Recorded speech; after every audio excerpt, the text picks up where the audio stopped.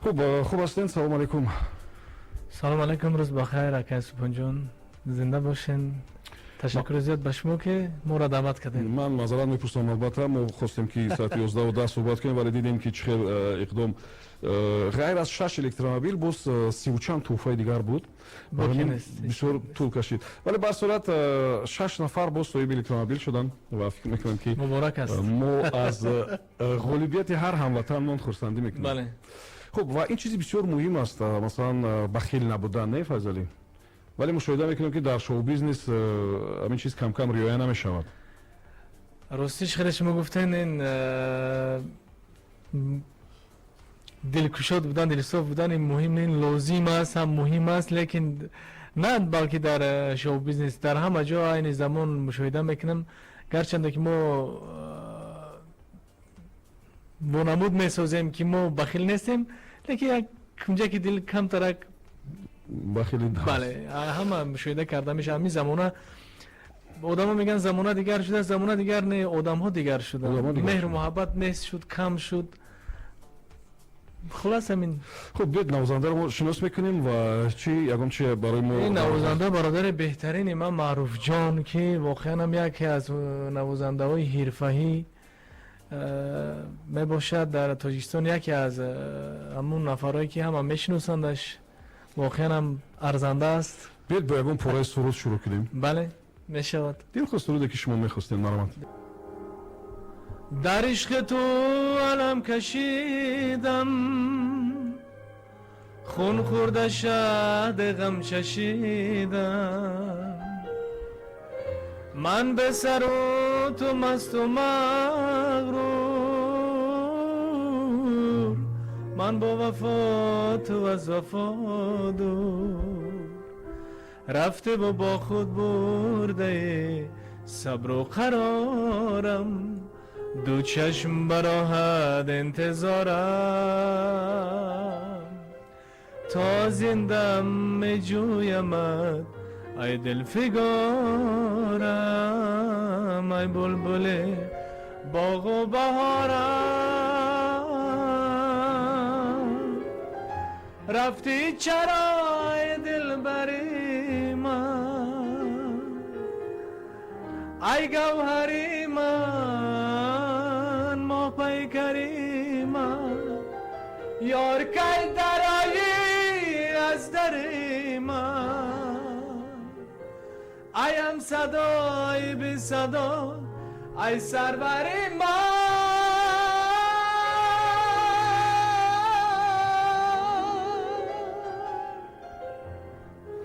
بهترین بخیرم برای صداتون کدام هیله‌های وایم استفاده میبرین؟ از دکتر و دوا و نمیدونم از چیزا استفاده میبرین یا نه؟ راستی اهمیت ندادم که در داخل صدای من چی چیزا وجود دارد، لیکن کوشش میکنیم یک آرامشی ببخشیم به شنوندگان. بخیرم از میان اونا که در این سمت که آوازخوانی میکنن، آواز شما، اسلوب شما، صدای شما فرق کننده است، یعنی که این مکتب دیگر است. تأثیری چی است؟ تأثیری نمیدونم خشت و تباری و دوستی با سیراج‌الدین فضیلت. بله. تأثیری چی؟ در اول راستی که همین تأثیری همون چیزی گفته تأثیری سیراج‌الدین فضیلت است، چون که اون بغیر از اونه که ما برادر من است هستند، استادی من هستند نیست، سرودخوانی و سرایدن من از اون نفر آموختم، می آموزم تا حال. من باید من هست که مثلا شما وقتی که نو در این شهرها قدم میگذاشتین، سیراج‌الدین شما را همراه با محفل ها میبرد و شما در محفل ها کم کم سرودخوانی میکردید و بعضی آهنگ چنین است. حالا چنین هست؟ بله. خب بعضی آهنگ‌ها را از او خوندید، مثلا کدام آهنگ‌ها از سیراج‌الدین فضیلت است؟ یکمین آهنگی که من از سیراج‌الدین فضیلت سرودم، نمیفهمی نمیدانی تو حالا زندگانی رو، کجا رفتی تو گم کردی وفا و مهربانی رو، با مثل من نمیابی دیگر تو یار جانی رو،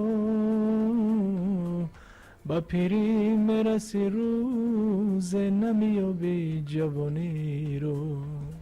این بهترین است. واقعا ببینید وقتی که خودی هم انتخابی متن و در انتخابی متن هم شما خیلی از دیگران فرق میکنین. اینجا چی سیر است؟ راستی از همون روزی که ما سرودن سرایدن یعنی شروع کردیم در آغوش یک نفران بهترین یعنی استادان چون سیراجدین فاضل بودن، صاحب اقرار ناظم بودن، برای من اینا خیلی تاثیر کلان رساندند. شاید سبب همین باشد که دیگر هم متن پس قبول ندارم لوسی. بله خودم خب حالی پای کدام کار هستین؟ کجا تحصیل کجا درستش فعالیت میکنین، کار میکنین و اعضای این یوان انسامبل بودن تا کدام اندازه برای یک آوازخوان بسیار مهم است؟ راستی عین حال در یگان انسامبل فعالیت ندارم، لیکن پیشنهادها هستند. از در فکر هستم که کدام با کدام انسامبل شامل شوم، لیکن یک میرسد روزی که یک فعالیت ما در انسامبل ها شروع می شود. لیکن این خوب است چه شما گفتید فعالیت داشتن، آزادی هم کمتر با آزادی هم لازم. یعنی هم شما میخواید که در از انسامبل باشید ولی همچون یک ایجادکار بیشتر میخواید آزادتر باشید. آزادتر برای همین ایجاد کردن ایجادیات یک چیزی مهم است؟ مهم است. خیلی ببینید در محفل ها، در معرکه ها، در چرابینی ها اشتراک کردن سراینده را یک اندازه اکنون مورد توجه قرار داشتن او حساب میکنند.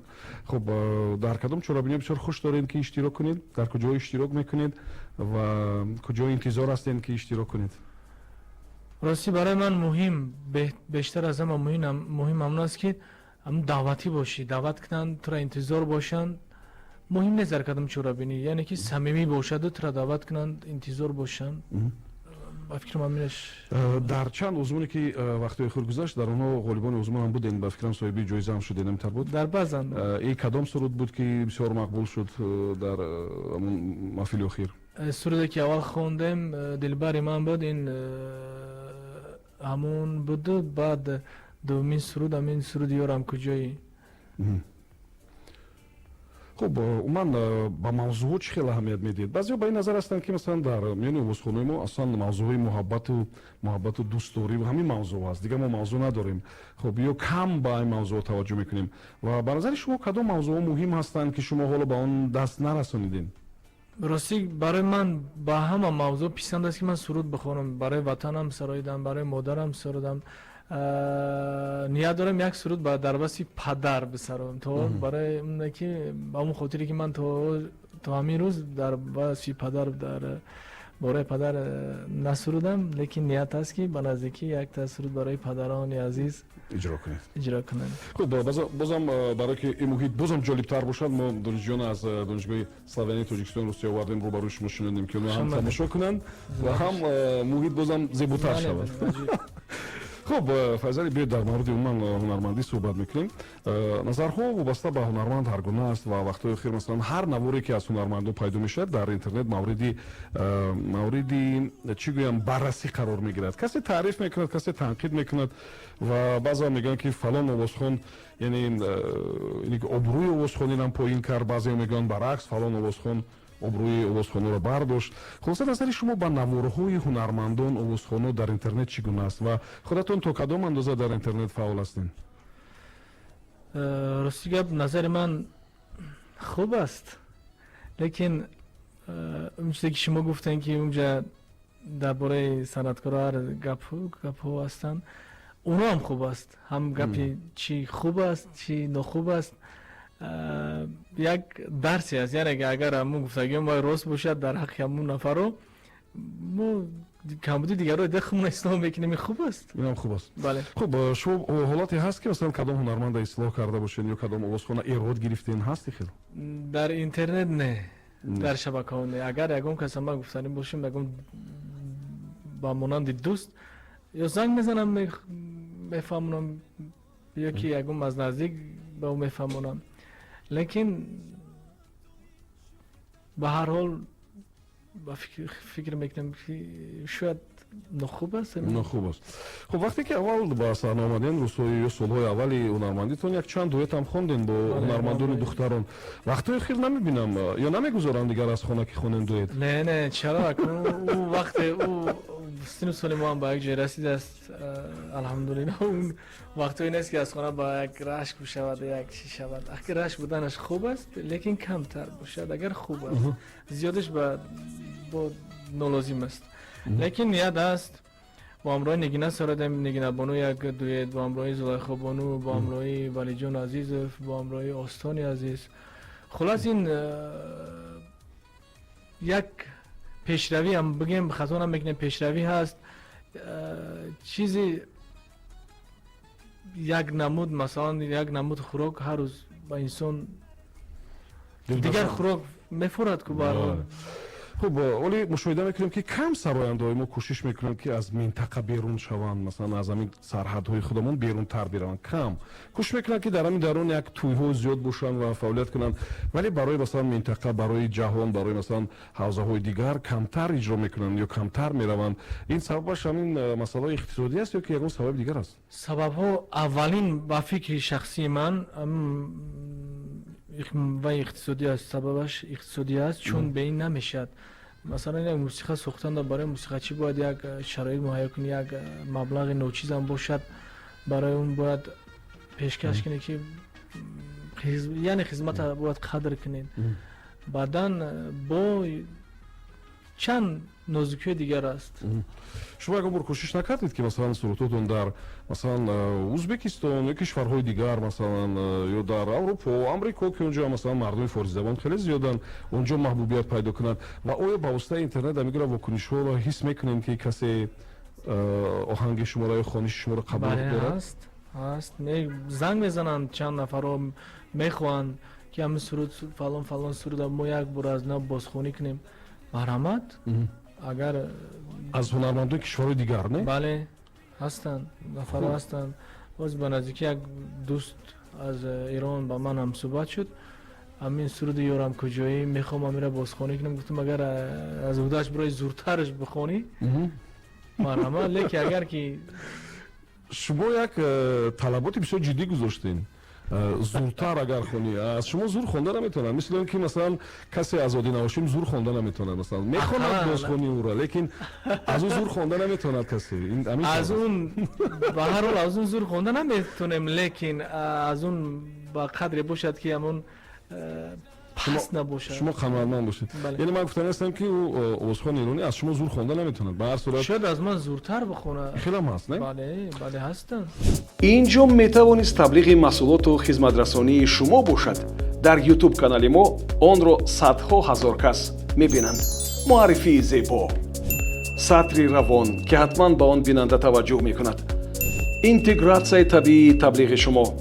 تبلیغ در اول، میانه و یا همان جایی که از نظرها پنهان نمیماند. ما حضور شما را در یوتیوب جالب، دیدنی و با منفیت میکنیم. زنگ بزنید 4141.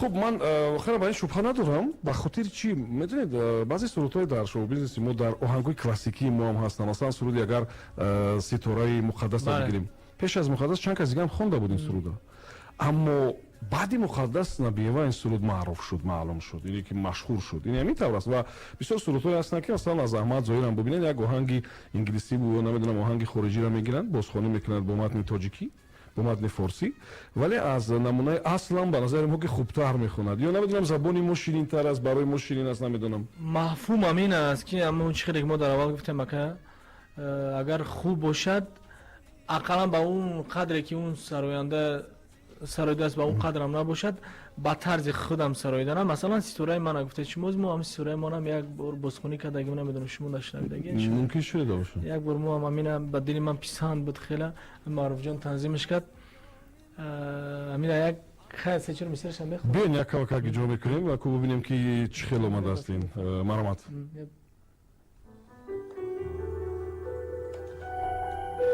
شب ندیدم تو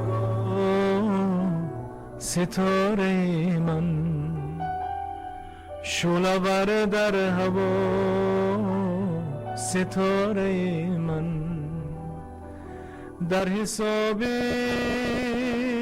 ستاره های فضا، در حساب ستاره های فضا به تو کردم خطا ستاره من، به تو کردم خطا ستاره من. سحر آمد برا ستاره من، سحر آمد برا ستاره من، سحری پر صفا ستاره من، سحری پر صفا ستاره من، سحری پر صفا ستاره من. بهتره. محسن و یک سرود دیگر هم که میگونه قبیل احسن و کفکوبی هم هست. این سرود تیرما است بر متن بازار صبیر. نه دیگر خرمن گندم، نه دیگر خرمن ما، به هوا تو دی ابرم، به زمین تو دی کام. نه دیگر خرمن گندم، نه دیگر خرمن ما، به هوا تو دی ابرم، به زمین تو دی کام. تیرا ماهم تیرا ماهم تیرا ماهم تیرا ماهم، همه دردم همه زردم همه رنجم همه گردم. تیرا ماهم تیرا ماهم تیرا ماهم تیرا ماهم، همه دردم همه زردم همه رنجم همه گردم. آفرین. بخیرم این آهنگ کی است فضلی؟ این آهنگ از یک برادر عزیزی من فخرالدین خلبک هم میشناسین شما؟ بله. این آهنگ همون نفر است. ما کمترک تکمیلش کردیم، کمترک برای خمون موفق کردیم. بخیرم فخرالدینم آهنگساز خوب است. خودشان کم آوازخوانی هم میکنند. ولی من میدونم چی گفتنی بودم. کسی که این آهنگ جا داد و شما هم که تکمیل دادین، خیالم که همین متن رو خونده، همون سردی های تیرماهی، یعنی حرارتی یا هوای پیش از برفی، من همه چیز در پوستش همین آهنگساز احساس کرده است و فکر میکنم که بسیار یک آهنگی که بخیرم من همون برگ‌های روی راه ریخته و هر چی که تیرماه دارد همین وقتی شما میخوندین و مینواختن میدیدم همین چیزا. واقعا این چیزی بسیار مهم است که انسان واقعا فرو میرود به همین آهنگ با متن و این چیز. عجیب واقعا میشرم استاد زنده بزرگ صابر خیلی کردم برای خودشون نوشتن. تیرماه هم یعنی که تیرماه هم با این مفهوم تیرماه برگی زرد خزانی، با اون طرف دیگرش یعنی تیرماه پیری غلبه کرد دیگه قابلیت شعرنویسی ندارم. میدونین در یک وخوری خودی استاد بزرگ هم همین گفته است که مثلا بهار وقتی مردن نیست، به خاطر که همه جا سبز است. تابستان هم گرم است، مردم ناراحت میشن. خب زمستان خنک است و این سخن خودی استاد است که گفته است که همین وقتی مردن تیرماه است. یعنی که همه چی خزان، همه چی زرد، همه چی که قریب که انجام یافته و خودی همون حالت یک حزن‌آور و خودی همین استاد هم خودشان به زبان خودشان گفتن. منم فکرم همین بود، نه دیگر زمزمه شعر، نه دیگر شرشره شعر، چقدر شعری سفیدم به زمین ریخت چون شیر. بخیر همین بسیار عجیب است. از روی همین سخنان من فکر کردم که همین شعر متن برای خودش نویسنده. خود وقتی کس چیزی می نویسد، خود چیزی از زندگی خودش همون جلوه میکند. سرودی هست که به واسطه زندگی شما را ifade کند، حالت شما را، زندگی شما را. در این کنج شب غم ها دلم تنها دلم تنها همه از سر نوشته من با کنجایم نشستم و خبر از واده عشق نیامد بر دل زارم بیا که در غم عشق گرفتارم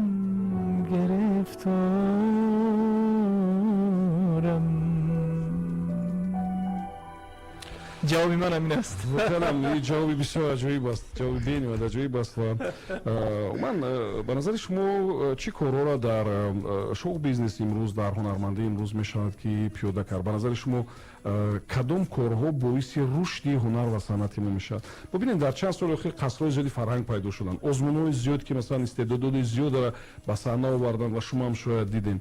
و عموما چی چیز باز میتونند باعث رشد هنر و آوازخوانی باشد؟ فقط دستگیری نمیرسد به فکر دستگیری هنرمندان جوان. بله. در مورد باز یک زمان شده است که بخشش این فکر شخصی است. در زمان پیشتر چخیره که محترم جناب یالی هم قید کردن همین سخنه دستگیری کنن، مثال دستگیری نیست، از بین رفته ایستاده است. کادرهای جوان دستگیری کردن در کار. این وقتی میرسد پیر میشه دیگه تیار بودن در کار. در همه حالات این روز شما هستید مثلا 10 سال 20 سال 50 سال 60 سال یک مرد مثلا یک با امید آینده یک نهال میشینونه در خانه، در حوالی، در یگان باغ، من میدونم در یگان صحرا. همون نهالایی که همین استادا باید بشینونن همون نهالان کادرهای جوانا هستند. مثلا ما هستیم با مانند ما چند نفر هستند. از یک زمان رسیده است که شاگردا رو دستگیری نمیکنن. همین طور هم است. شما خودتون هم میدونید. شاید ای شاگردا باشد که دیگه وقتی کمتر بزرگ میشن استادا را احترام نمیکنن. همون شاگرد اگر که وای یک بار بزرگ باشد اگر اون شاگرد نمیگن، شاگرد بزرگ کردن در کار، فهموندن در کار که کدام راه درست است کدام راه نادرست است. اگر تو با همین راه درست روی مثلا با یک خلای میرسی، لیکن اگر راه زیادن راه نادرست روید خیلی شاگرد از 3 بار 4 بار باید تاکید کرد، کلام باید بگد گپ زند. از شاگرد مثلا شاگرد بیاد که تیار باشد سراییدن. مثلا درباره ما با سمت خودمون گپ میزنیم، شاگرد پیش ما اگر بیا مرا مثال روزو چند نفر رو زنگ میزنن ما را که یاردم میکنی با هم صحبت میشم، خطیشون از فکرانیشون هم بفهمم گرچند که ما خودمون شاگردیم. بعد نصیحت میتیم خیر اگر قبول کنند خوب نزدیک نکنند نه، لیکن به هر حال دستگیری پیش هستم. اما آدمایی که یگان با یگان آدمای بزرگ هم آدمایی که یگان کمبودی ندارن اونا رو هم به دستگیری نیاز دارن. این همین طور است. من تخمین میکنم که شما دستگیری گفته فقط مبلغ گذاری نه دستگیری نه مبلغ گذاری.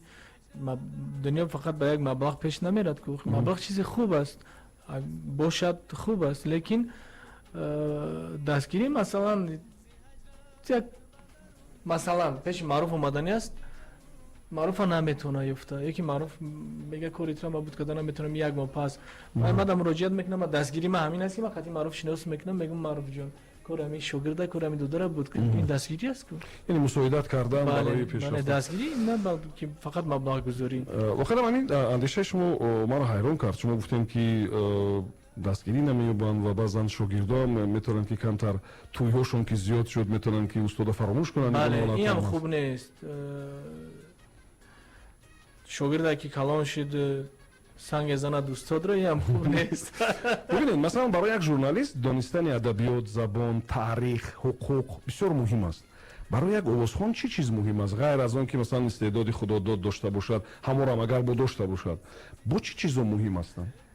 برای صنعتکار برای صنعتکار استعداد خدادادی بودن این یک دوم مبلغ حتما در کار است. بعد موفق باید بشوید.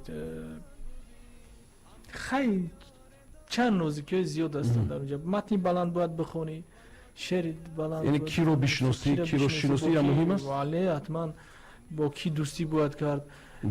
آدمایی که از اون یگان درس میابه شما مثلا روزی من برای کار شما حیران شدم اکا گفته که شاگرد هستن از دانشگاه اسلامی یعنی این کار شما را کس نمیکنن 3 تا شاگرد روزی یک بار آمدن مثلا بعد مصیبتی بعضی شاگرد را من خطی استاد میبینم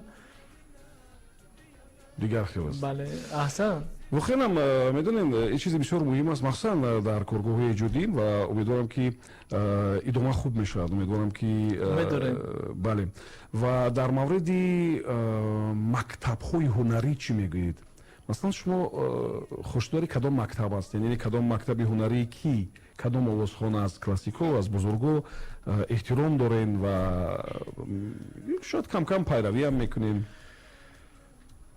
شما چه خیلی که از گفتین در صدای شما یک چیز هست اول من گفتم راستی گپ این از چند استاد است فکر میکنم زمان بعد سیراجدین فاضل استاد من است مثلا راگردی در روی سند سرودن همه این چیزا را هم را جابجا کردن شد سیراجدین فاضل به من آموختن بعدا از صاحب خیران جان عظیم فضل قربان علی عبداللهیف مکتب استاد زنده‌یاد آدینه هاشم خیلی من قبول دارم استاد زنده‌یاد کرامت الله قربانه بعضا حافظای ایرانی هستند گوگوش بانو موین امید همه ایجزو باره من پسند هستند مورتیک خلاص همه باره من پسند هستند من یک همونه که قین میسرایند سرودای قین ناله های قین دارن من کوشش میکنم یک زمان بود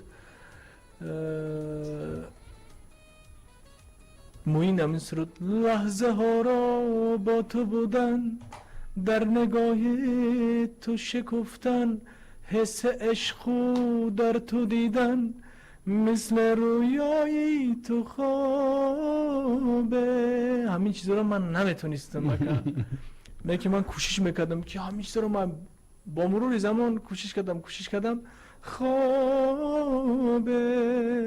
همین در زبان موسیقی به زبان روسی چتورتان میگنه به زبان تاجیکی نیم پرده همین چیز درک نمیکردم من همین چیز من مثلا سول دیز لا دیز سی بیمول سی همین بینی سی بیمول با یک نیم پرده دیگه است خب آنمونه خیلی دشوار است تو درک کردن موین همین چیزا را زیاد استفاده میکنه بله خب شما عزیز باوردم رسیدم که همین چیزا به ما رسید بهترین است تجربه آموزانی ما در مورد اون پرسیدن که خب من کدام تجربه زندگی براتون به قبل آموزنده بود و چی رو برای مثلا آوازخوان جوان میتونید که توصیه بدین از تجربه خودتون از همین راهی که تو اینجا طی کردین راستی گپ اگر مشکلی ها نباشند تجربه کس بای نمیشد غنی نمیشد خیلی پستی و بلندی ها را ما هم دیده ایستادیم لیکن یکم وقت اولا رو افتاده شدن لازم نیست بعدن بغیر از خداوند از یکم کس کمک انتظار نباش دیگرش دروغ گفتن لازم نیست فقط راست باش گرچنده که راست با گفتن به هر کس پسند نیست آدم وقتی راست قول راستگو میشن اون را دوست نمیدارن خلاص همین است که تجربه از سختی های روزگار پیدا میشد همین راست بودن راست قول بودن و دروغ نگفتن با همین شعور زندگی کرد باید خب یک شنونده ما اینجا پرسیده است خالص سما که شما کی کنسرتتون رو برگزار میکنین و تا جای من میدونم شما یکم کنسرتی به قبل یکه نداشته نه؟ راستی که ما همون روزی که ما سرایدن شروع کردیم با امری استادا ما زنده میسرایدیم فقط اگه خیلی به روزه گیرم میکردم بعضا نمیتونستیم خونده ایزا میکشیم در پیش استادا جنگ میکردن تو نمیتونی خونده سرایده زنده خونده چی رم صاحب خیران نازیموف سرزنش میکرد چی سیراجدین فاضل سرزنش میکردن مرا در پیش وای خیلی من منامون نمیسوختن که من نمیتونم سرایده لیکن ما کوشش میکردم که ما باید معروف جان خیلی عذابای ما را معروف میدوند حاضر من نیت دارم که همین کنسرت که هم یک در حیاتم اگر شاید 5 سال پس شاید 1 روز پس شاید 10 سال پس همین آرزوی ما همین است که هم کنسرت هم که کنم ҳамаш ба таври зинда бошад ака. ва ин чизи бисёр муҳим аст. барои ҳамун мехоҳам ки ҳам дерам шавад, ман интизор мешам. шояд банда хай ба умед аст, мумкин 1 моҳ пас мешад, 1 сол пас мешад, 10 сол пас мешад, лекин ман орзу дорам ки ҳамин буром дастана зинда бисароям, зинда бинавозам, барои мара зинда бихонам. хуб Файзалӣ, умедворам ки шумо мухлисони худатона шинохтен. Дар чанд соле ки рӯи саҳна ҳастен, ба назари шумо ҳамон мухлиси шумо ки аст? киҳо таронаҳои шуморо интизор мешаванд, гӯш мекунанд, ба саҳифаи шумо ворид мешаванд, албомтонро интизор мешаванд? киҳо ки аст мухлиси асосии шумо? ҳамун нафаране ки сухана мефаҳманд, баъзан ягон ҷо агар камбудӣ дошта бошад бо мегӯянд ки фалон ҷош нодуруст аст. ҳамун нафарҳо бисёртар занг мезананд, муроҷиат мекунанд. ҳамун нафарҳо ки сухана гӯш мекунанд, аҳамият метиҳанд, ҳамонҳо кам кам эрода мегиранд. хуб бубинед, баъзе аз ҳамтоёни шумо, аз ҳамкасбони шумо, онҳо хеле машҳур ҳастанд, аммо баъзе матношон агар дар варақ бинависӣ, бовар кун намедонед ин матн аст, чӣ астид. шумо ҳам рӯбарӯ мешавед хел не? ба фикрам шумо шарм медоред ба онҳо гӯед ки масалан охи ҳамин матн айб аст. ҳамина гуфтанам ба фикрам ки рӯтон намешавад. ин хаст? шояд ҳамун нафар худаш медонад ки ҳамҷо ҳамун камбудиву костагӣ дорад. чиқдир мо дар аввал қайд кардем, изои муъмин ҳаром аст, яъне чӣ, яке ягон меранҷа, яке чӣ лозим. баъд ин завқи шунаванда чӣ мешавад? Масалан бисёриҳо мегӯянд ки ҳамин овозхонҳо ки ҳарчӣ хон шудаанд, дигар шунаванда ҳарчӣ гӯшкун шудааст. Дигар ҳамин чизе ки мехонанд. На, ҳама не ҳастанд дар ин байн ози ҳамин шабу рӯз матни волора ҳеч ҳамун нафаре ки ози камтарак хундарҷӯш ҳастанд, барои онҳо фақат ҳамин матнои пӯбар ҳаво, масалан ҷони ма биё ма бету наметонам таги дом омадагӣ матраҷ дар дорам, хали чиzozi ҳастанд. Масалан акли шумо як бо фикре ки ман ҳамин сурудам, хали сурудам ма бихонам, мисол ба ман. хуб шумо метавонед ки занг бизанед. алло, ассалому алайкум, номатон чист? салому алайкум бачаҳо, ман саломат шунавандаи доимитон баъзан занг мезанам. Азбас ки ман аз интернет истифода бурда наметавонам, барои ҳамин занг задам. Як савол доштам ҳамин додарҷон меҳмонтон. Аслан як хоҳиш доштам. хуб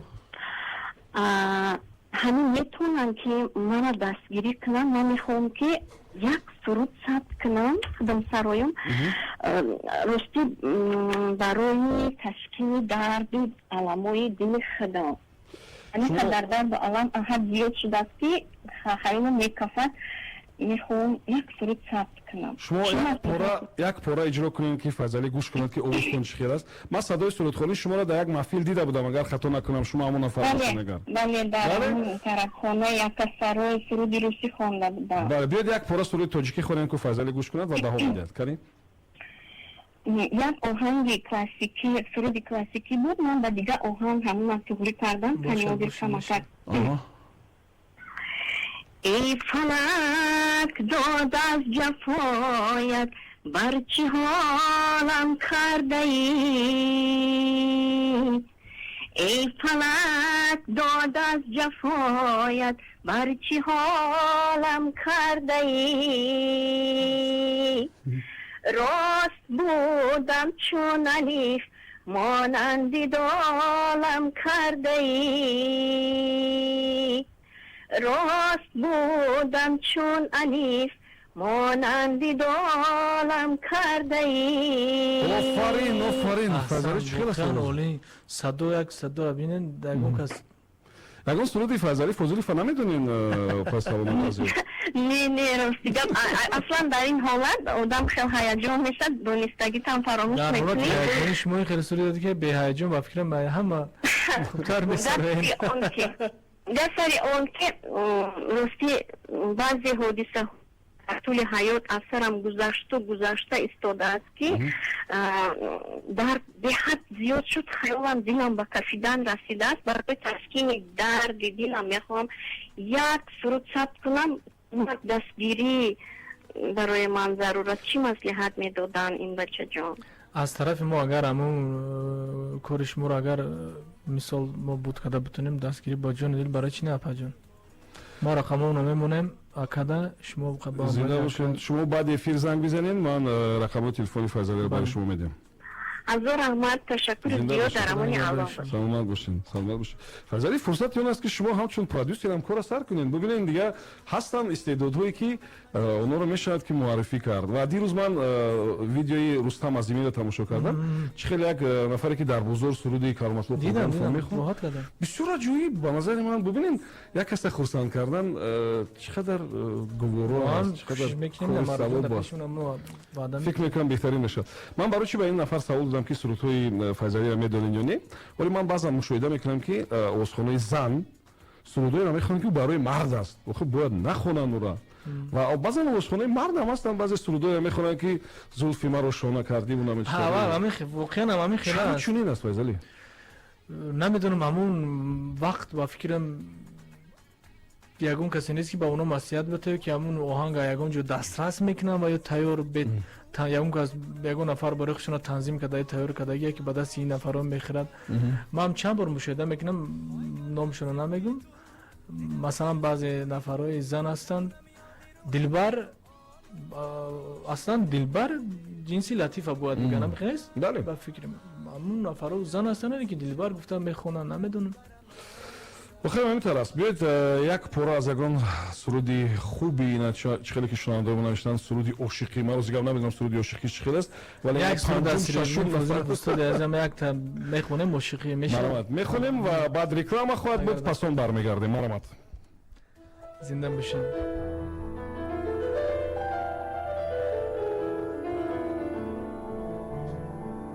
ин суруд барои худам хеле писанд аст аз устоди азиз Сироҷдин Фозилов. اگر در خواب می دیدم،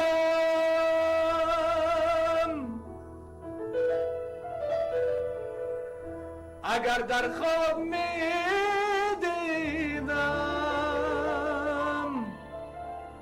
غم روزی جدایی را،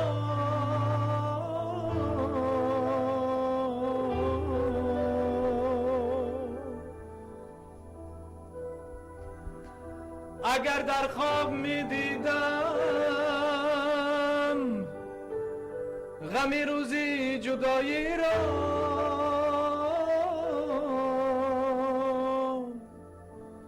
هوس اصلا نمی کردم، هوس اصلا نمی کردم در عالم عشق بازی را.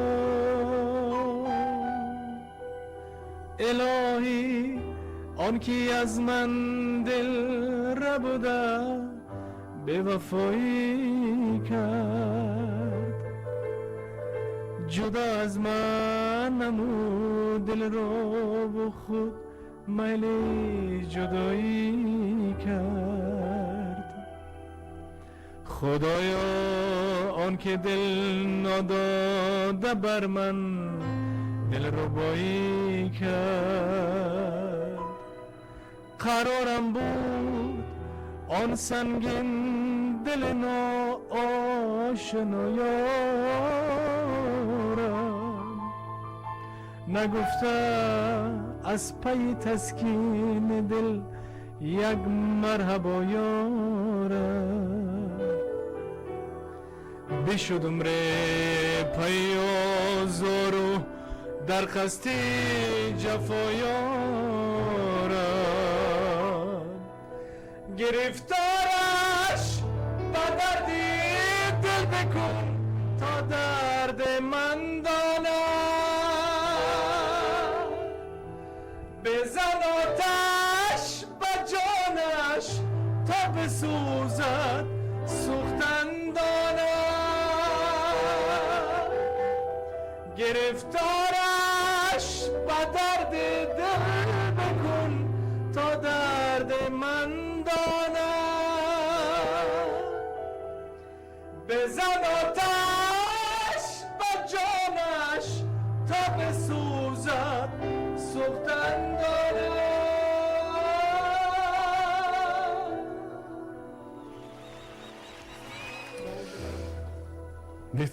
بهترین инҷо метавонист таблиғи маҳсулоту хизматрасонии шумо бошад. дар ютуб канали мо онро садҳо ҳазор кас мебинанд. муаррифии зебо, сатри равон ки ҳатман ба он бинанда таваҷҷӯҳ мекунад, интегратсияи табиии таблиғи шумо, таблиғ дар аввал, миёна ва ё ҳамон ҷое ки аз назарҳо пинҳон намемонад. мо ҳузури шуморо дар ютуб ҷолиб, диданӣ ва ба манфият мекунем.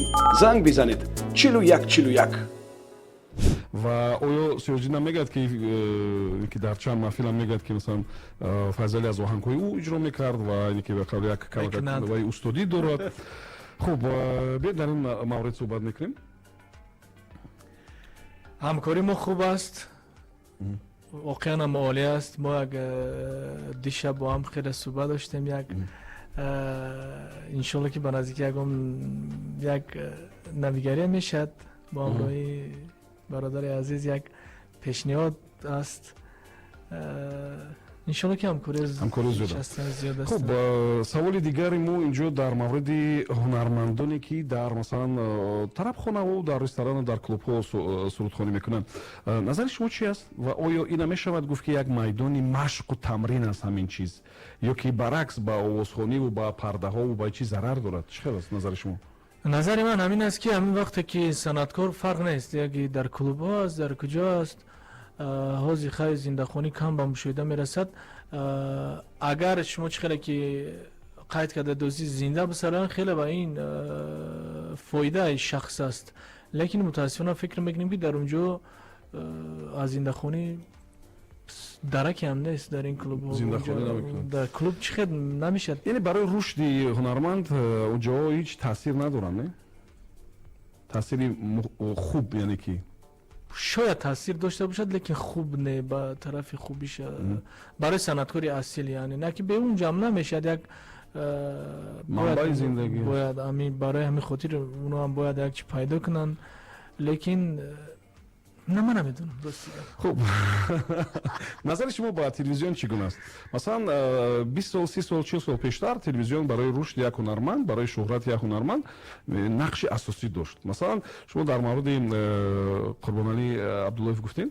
бубинед ҳамун суруде ки як суруде ки масалан куҷо мераи шитобон, паго шабакаи Қурбоналӣ ситора машҳур буд ба хотири он ки ин суруд воқеан ҳам дар дилу дидаи мардум шишт. яъне ҳоли нақши телевизион чӣ гуна аст ва шумо барои таблиғи сурудҳотон бештар чиро истифода мебаред? рости гап, телевизион нақши асосӣ, нақши муҳим дорад. дар унҷа дар телевизион масалан чизе ки сурудое ки кӯчада мехонӣ дар телевизион намешад сароида. дар унҷа бояд ба ҳамун қадре ки дар телевизион бояд ҷавобгӯ бошад, ҳамуна бояд бисароӣ. он вақтое ки устодо суруд мехонданд, кӯшиш мекарданд ки аз телевизион масалан пахш шавад, он вақто ба фикр мекунем ки интернет ҳам набуд. ҳози бинеда ака дар кадом замона мо қарор дорем, як касалия мевана қадира ягон ҳақорат мекунад, сёмка мекунад, сабт мекунад дар интернет. ҳози ҳамин интернет дастрасӣ ба ҳама дорад. чизе ки ҳаст дар ҳамунҷа мемонад. фикр мекунем аввалаш ки мондан дар унҷа лозим нест ҳама чиза. чизе хуба масалан барои санъаткорон ин шанс аст.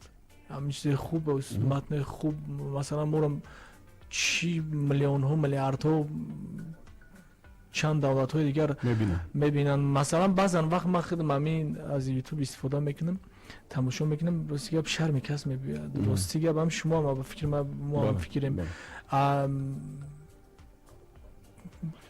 ҳамин намезеба ба шаъни шарафи миллати мо. яъне кай мегузарад ҳамин чиз? кай масалан ҳамон оное ки масалан ҳар навори бисёр бемаъниро дар интернет мегузаранд, кай ба ақл мешаванд? ҳамон вақт мегзарад ки ба ақл шаванд. ба ақл шаванд. агар ин нишонаи оне нест ки масалан айби як каса пинҳон кардан ин бузургист. яъне мо чӣ ҳамин телефон камера дорад, ба маънае вай надорад ки ҳама чиро ки дидӣ бояд дастрасӣ дар интернет дорӣ, уна сабт карда дар он ҷамони. ҳамин худата як бор фикр кун. масалан ман як одам бекамбудӣ нест, ягон одам. ман шумо ҳама як камбудӣ дорад. ҳамин агар як камбудие мо мекунем, ҳамин моро сабт кунанд, ҳамунҷа бехабар мо ҳамунҷа монанд, мо дар ҳамун мақбул аст. яъне дуруст аст камолан. хуб бе ҷавоб қисмати саволҳои кӯтоҳтар мегузарем. як савол ва як ҷавоб агар бошад аҷоиб мешавад. ман як ки овозае ки дар атрофи шумо буд ва шуморо бисёр нороҳат кард, кадом овоза буд?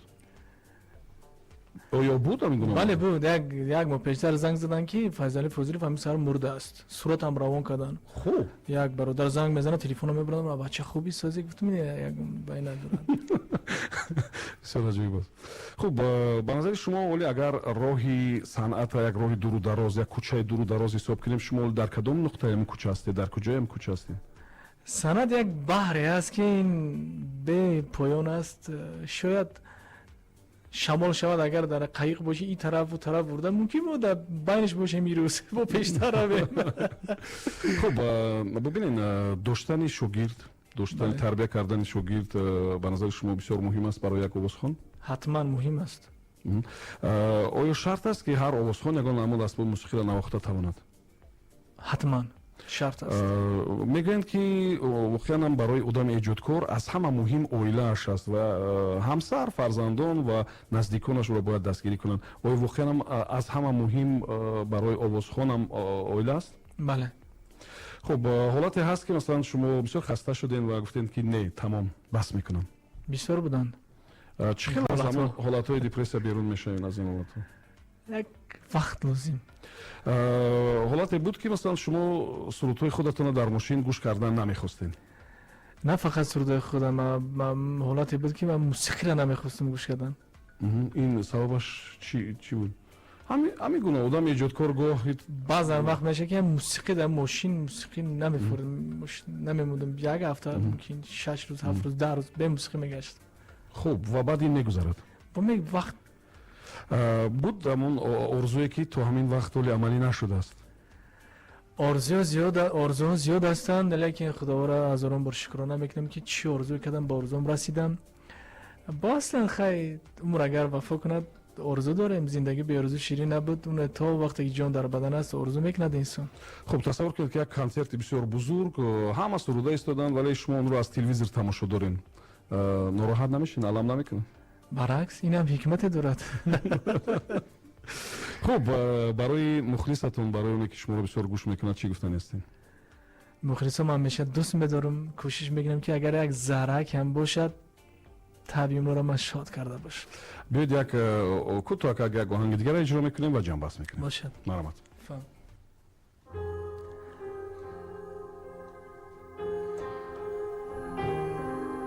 برای مخلصه عزیز ممنونم فارن که سرودای مرا انتظار هستن. به خدا سپیده ها به شما سیاهند، شما نباشه اگر سرودای ما با کی لازم هستن. بهترین زنده باشین. به خدا سپیده ها به تو سیاهند، همه به نور تو در حال تباهند. به خدا سپیده ها به تو سیاهند، همه به نور تو در حال تباهند. سر و سامان جهان به نفس تو، همه درد و همه رنج و همه آهن. سر و سامان جهان به نفس تو، همه درد و همه رنج و همه آهن. چی نوای اگر آی نخندد، نکشاید از صفاروی که دل به دل نبندد. چی نوای که ترانه به فروغ است، به خدا که به صدایت همه قصه ها دروغ است. به خدا سپیده ها به شما سیاهند. به خدا زنده باشین. زنده باشین دوستان عزیز من. فیض علی فوزیلوف بود در صحبت ما. امیدوارم که بسیار جالب بود. تشکر میگم فیض علی. من البته معذرت میپرسم که ما خیلی زیاد وقت شما را گرفتیم و کجای مخلصان شما را انتظار بودن. کم اگر دیرتر می‌نویسید میکنم. ولی به هر صورت فکر میکنم که بسیار خوشنود شدن مخلصان شما و من برای شما سپاس میگم. خدا کند که همیشه موفق، کامیاب و اینکه تندرست باشین. و به مبالغه وقتی که تو شما در افیرم نبودین، من همیشه به این نظر بودم که اگر کدام یک عضو بین المللی باشد و کسی از هنرمندان جوانی ما اونجا باید معرفی کنم کشور ما رو، من البته در این سرخط نام شما را میگرفتم به خاطر که انتخاب و آواز، طرز پیشنهاد، صدا، این چیزا نقش بازی میکنن و امیدوارم که همین چیزها شما را البته از این دیده شهرتیار و موفق میکنن. زنده باشین. تشکر برای شما. سلامت باشین. تشکر زیاد برای شما. تشکر دیگر برای مخلصان عزیز. همیشه خوناباد و خوشروزگار باشین. زنده باشین. خب با همین شنونده عزیز، شو برنامه امکان برای امروز انجام می‌یابد. برار برکت و سعادت رو برای همتون آرزو دارم. خدا نگهبان.